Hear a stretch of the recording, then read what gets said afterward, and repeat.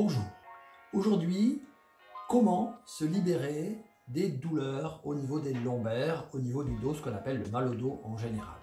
Comment s'en libérer de manière simple, sécurisante et à la maison, tout simplement avec un mur, le sol bien sûr qui va vous servir de support et un petit peu d'espace autour de vous.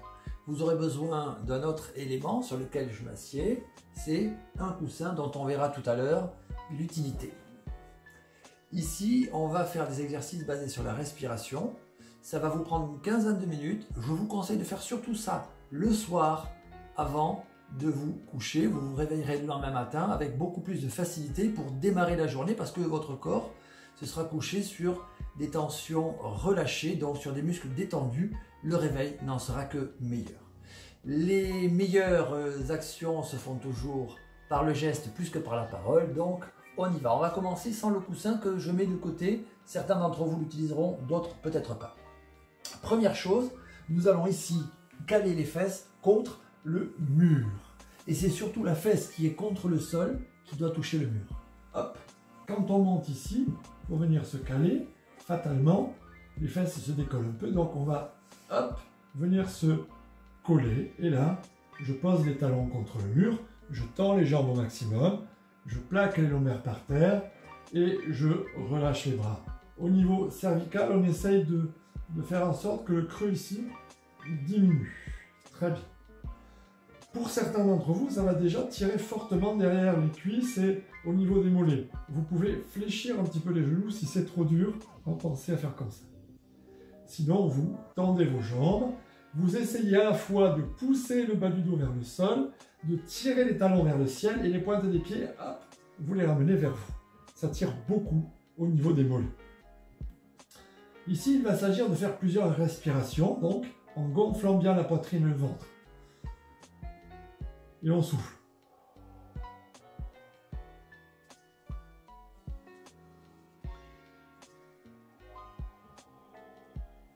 Régulièrement, vous utilisez votre respiration pour écraser les côtes ici et plaquer le bas du dos par terre. Continuez de tirer sur vos pieds et de tendre les jambes.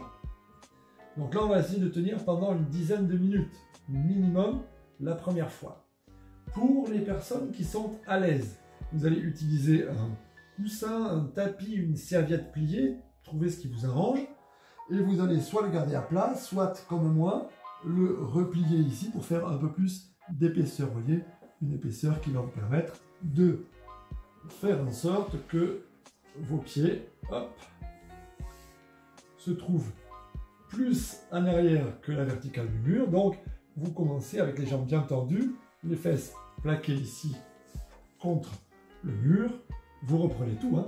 Vous plaquez le dos par terre, etc. Pour les autres, ceux qui sont restés, qui n'ont pas pris le coussin, essayez de tendre les jambes déjà, de pousser les talons vers le ciel, de tirer les pointes vers vous, de tendre les genoux et de poser les bras et de respirer calmement. Vous avez réduit, hop, la courbure au niveau des cervicales, c'est parfait. Donc là, je vous propose de garder pendant une dizaine de minutes cette position. Tout en reprenant à chaque fois, vous faites le tour. Mes pointes de pied, je tire. Les talons, je pousse vers le ciel. Les genoux, je les tends. Le bas du dos, je le plaque par terre. Et ma respiration, je la fais complète.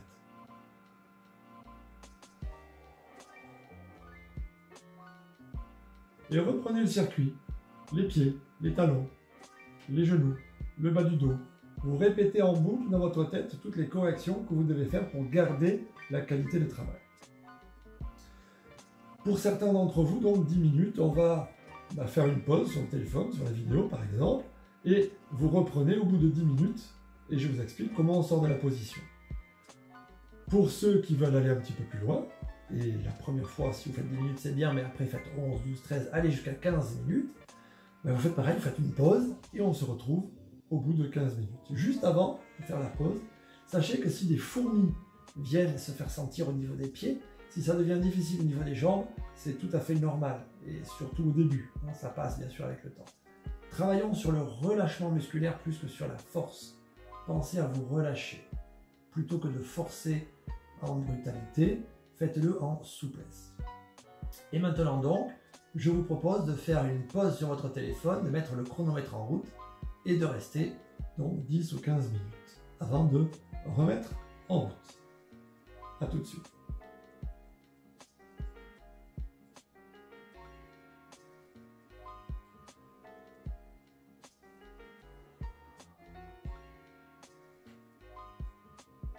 Nous imaginons donc maintenant que les 10 minutes ou les 15 minutes viennent de s'écouler.